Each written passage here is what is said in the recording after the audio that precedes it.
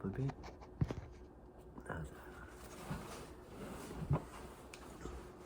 Okay. Hello. I wanted to talk about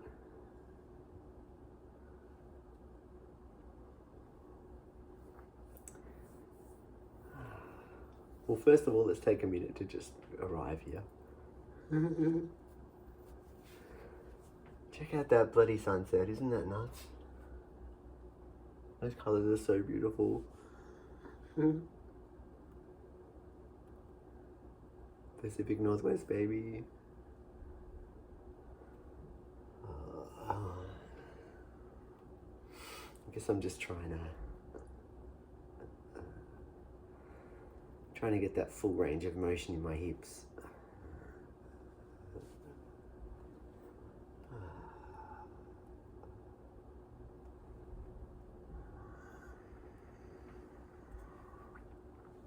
And then I guess I just want to find somewhere in the middle. It's not going to be perfectly still, but it's going to be sort of slowly oscillating around something.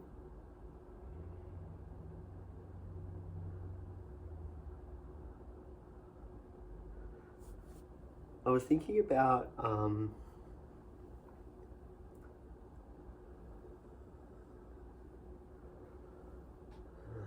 so the body's made up of all of these oscillators. So the shoulder it's got a 3-dimensional space of moves it can make. Space of all circles, right? Except not all of them, because there's ones that are blocked. So it's a compact subset, open.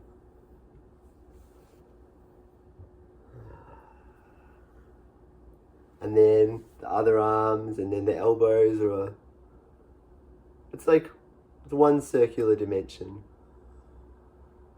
Although I wonder if there's a way of thinking it as half of a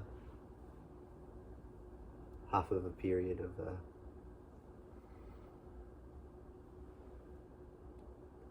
elliptic curve. That's the thing that we talk about a lot, but we don't need to get into that right now, I suppose.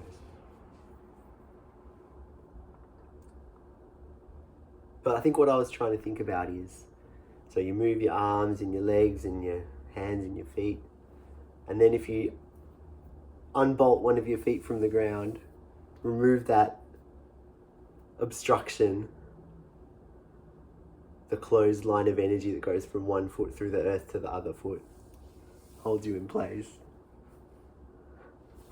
So let one of those up, and then you have, I guess, basically 3 oscillators, the 2 arms and 1 leg, the leg switches.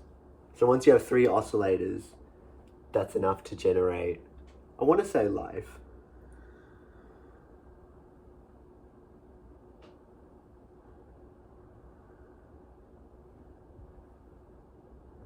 Non-periodic, maybe that's it.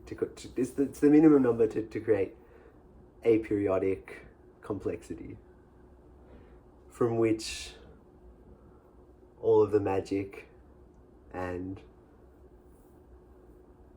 bullshit comes from.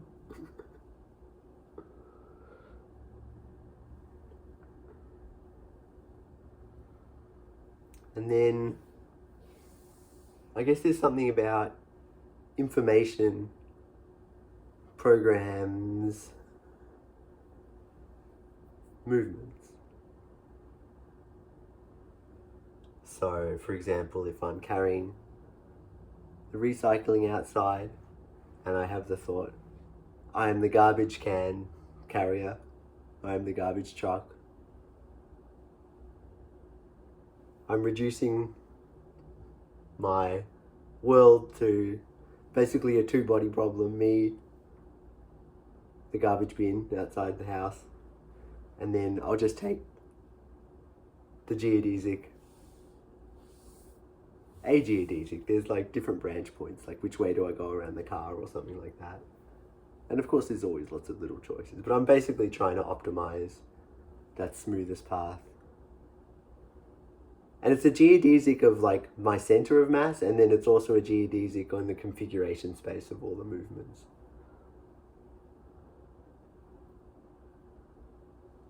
So, what am I trying to say here?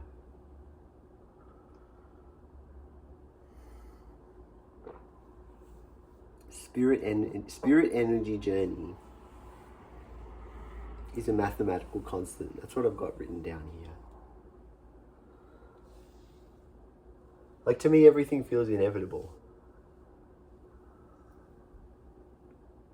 given whatever initial conditions. I don't buy this quantum silliness that says it's all a million billion things that are all so different. I don't think so. I think things are mostly the same. Just little differences that average out, to nothing. That's what I'm trying to study with my algebraic geometry. It focuses on the combinatorial aspects of the way that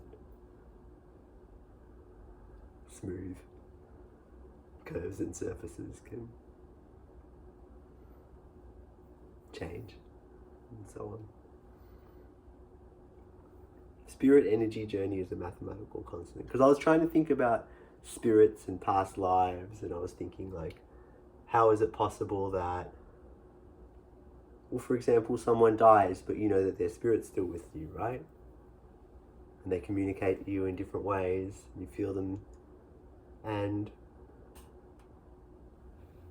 part of it is that it's being played out. Part of their brain, part of their personality has been integrated into you, so a bit of their soul is living on inside your brain. But I think it's more than that, because it's like, whatever their life was, the inevitability continues as like a mathematical sort of absolute in this pure land of all the different ways that things could go. So I don't know, I just think that's the thing that we can tap into if we open our hearts and our minds.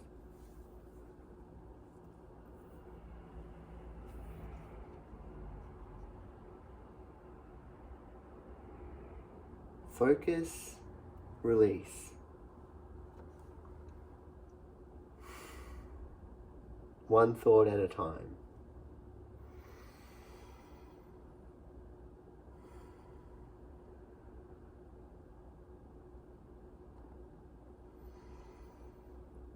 Synchronizing the thoughts with the breath.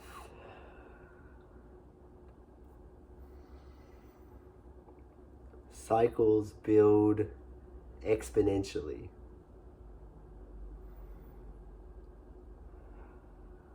It's like focusing sunlight with a magnifying glass. Now I've turned that movement energy into tension, which I'm holding into my core. See how still I am? And then if I want to, bah! You know what I mean? So now I take it back to the slow energy, the silk reeling energy. I can't do a sudden movement from here because I don't have any stored tension in my body. So I have to reel this energy in. Bah!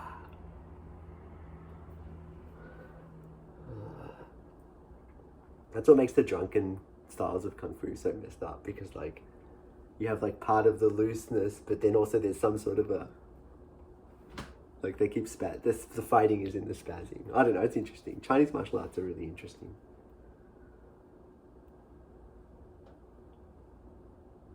And anyway, I was thinking, so words describe movements, walk in a straight line, stand here and wait, please.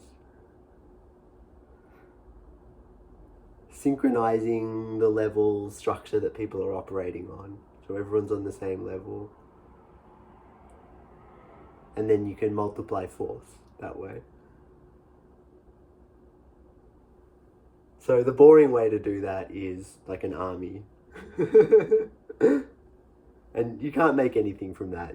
You know, you make the fucking big pyramid with the dude's name on it. that he can die in, and then you just have wars and stuff, which is just a colossal waste. I don't know. No, there's beautiful things about simple. That's just when it gets out of control. Like, it's really nice to have simple projects to work on together. That's like, well, the house. My household is like a little party of people, isn't it? A little band of brothers. And, you know, we sleep together and eat together. We don't all eat the same thing, you know, but our food cycles are sort of aligned. We co-regulate each other through our food and our work and our sleep. And, you know, there's communication, there's boundaries. So we end up with something that we all like really enjoy a lot. And also we're just so blessed to have found each other. That's the other thing. As it's every family that comes together, it's